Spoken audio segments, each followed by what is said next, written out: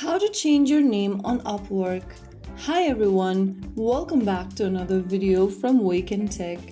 If you're using Upwork and want to update the name displayed on your account, firstly open up the Upwork application or visit the Upwork website.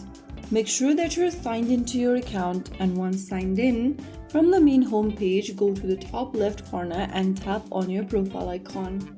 Now from the expanded menu, click Settings. Inside the Settings menu, tap on Contact Info. Inside Contact Info, tap the pencil icon right next to Account at the top left, and then go ahead and type in the new name you want to change to under first name and last name. Finally, click on Update at the top. So right after you do that, your name will be changed. For a while, your name request will be under review and it will be processed within 48 hours. So that's how you change your name on Upwork.